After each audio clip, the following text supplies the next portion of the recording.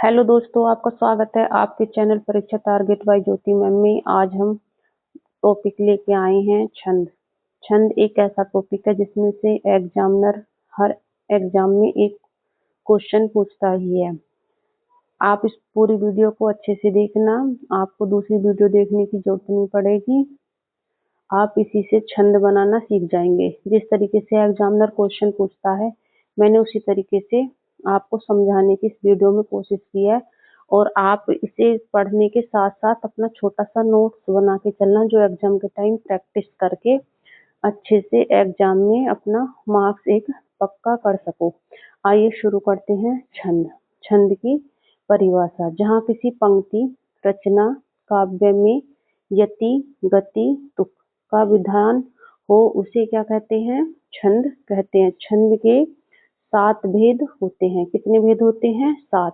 देखो, हम कोई भी पंक्ति पढ़ते हैं उसमें हमें 7 भेदों की जरूरत पड़ती है। ये हमारी पूरी पंक्ति है और हम इसमें 7 भेदों के द्वारा पढ़ेंगे। देखो, हमारा पहला क्या है? चरण, वर्ण और मात्रा, गण, गति, चलना, यति, विराम, रुकना, तुक, संख्या और क्रम। देखो, मैं आपको एक एक करके इन 7 वेदों को समझाऊंगी इस पंक्ति के द्वारा। आपको यहाँ पे समझने की बहुत जरूरत है।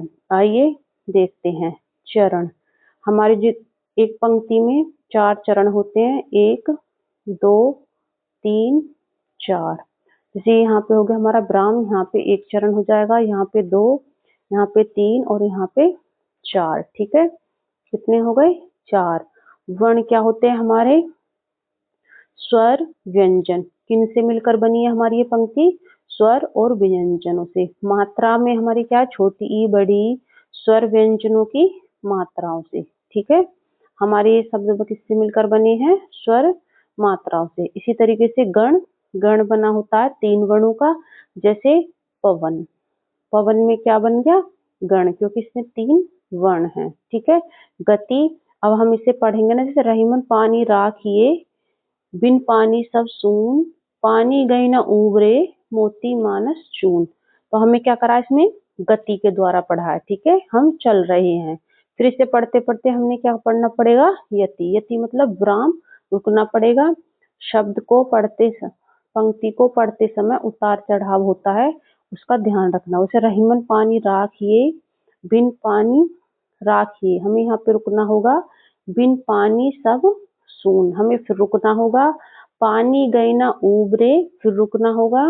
मोती मानस चून, जो हमारे विराम चिन्ह होते हैं, हम यहाँ पे इनका प्रयोग करते हैं। विराम का मतलब यति, विराम, रुकना। ठीक है, आपको ये वाला अच्छे से समझ लेना। तुक का मतलब जो भी हमारी पंक्ति होगी उसके बाद में जो भी वर्ड या शब्द होगा उसमें सेम टून्स होगी। जैसे सून, चून, दोनों का क्या निकल गया? सेम टून। संख्या और क्रम, देखो जैसे हमारे ये शब्द है, हम इन्हें गिन के इनकी संख्या और क्रम बताएंगे। और आगे देखते हैं हम। जिस तरीके से एग्जामिनर क्वेश्चन पूछता है इस तरीके से मैं आपको समझाऊंगी। लघु और गुरु की मात्रा कैसे लगाते हैं और कौन से शब्दों से लघु की मात्रा लगती है और कौन से शब्दों से गुरु की मात्रा लगती है। लघु का मतलब क्या होता है? छोटा, एक एक पाई। ठीक है, और लघु हास्य स्वर एकमात्र। ठीक है, लघु का मतलब छोटा, हास्य का मतलब छोटा, एक मात्रिक का मतलब छोटा। जैसे आ, ई, उ, ऋषि, अनुनासिक, ये हो गया हमारा अनुनासिक। और त्य, इस तरीके से। अब देखते हम कैसे लगाएंगे। का, की, कु, क्र, अंग, नृत्य, इन पे हम कौन सी मात्रा लगाएंगे? पाई की मात्रा। ठीक है, अब हम गुरु की मात्रा कहाँ पे लगाएंगे? गुरु का मतलब क्या होता है? बड़ा। जैसे गुरु, दीर्घ स्वर, दुगुन, मात्रिक, मतलब डबल। गुरु क्या है? हमारे बड़े हैं, दीर्घ क्या है? बड़ा है, और 2 मात्रा कैसी हैं? बड़ी। तो हम यहाँ पे क्या लगाएंगे? 2, इसका चिन्ह लगाएंगे। इस चिन्ह को हम 2 मात्रा में कन्वर्ट कर देते हैं। यहाँ पे पाई का क्या लगेगा? 1, और यहाँ पे गुरु का क्या लगेगा 2। इसमें क्या आएगा हमारा, गुरु का मतलब क्या बताया था मैंने, बड़ा, और दीर्घ का मतलब बड़ा। जैसे यहाँ पे बड़े स्वर हो गए आ, ई, उ, ए, ओ, अंग, अनुस्वर और विसर्ग। ठीक है, ये जो हमारे बड़े का, की, कु, को, अंग, अंगा।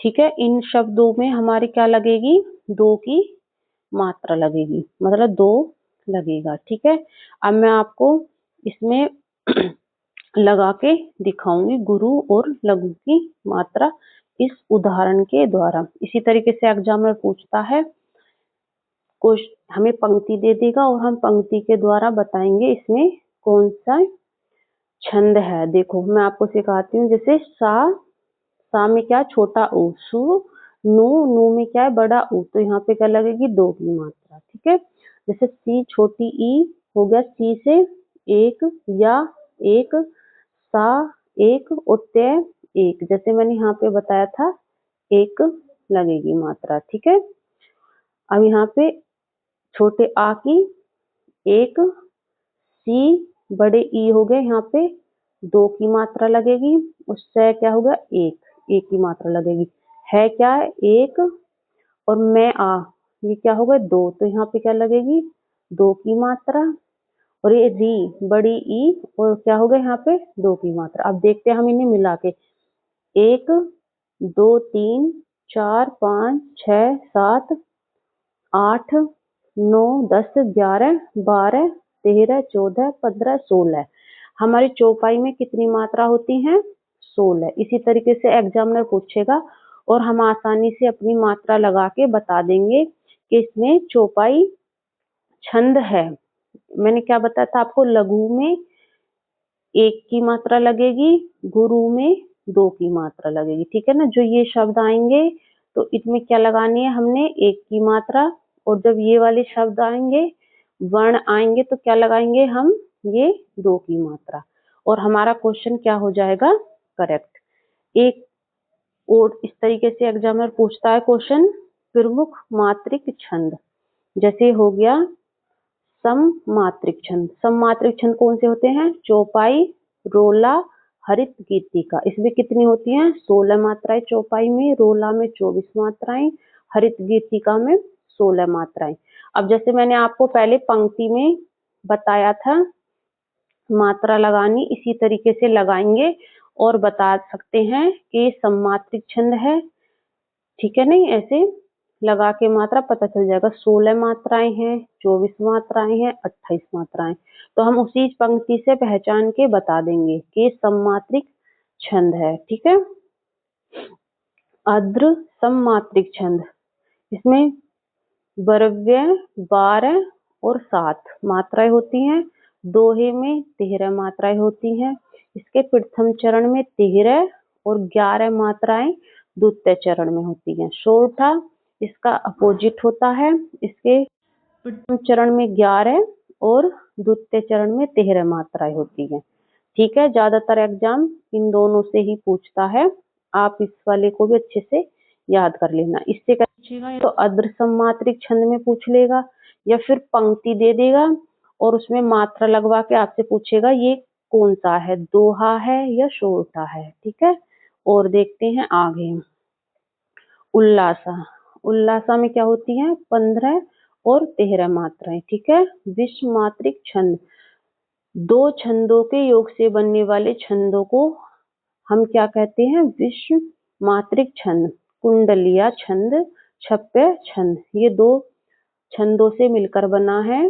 कुंडलीय जैसे दोहा, रोला, और छप्पय छंद किससे मिलकर बना है, 2 छंदों से, रोला, उल्लासा। मुझे आशा है आपको मेरी वीडियो बहुत अच्छे से समझ में आई होगी। अगर आपको मेरी वीडियो अच्छी लगी हो तो लाइक, शेयर और कमेंट करना। Thank you.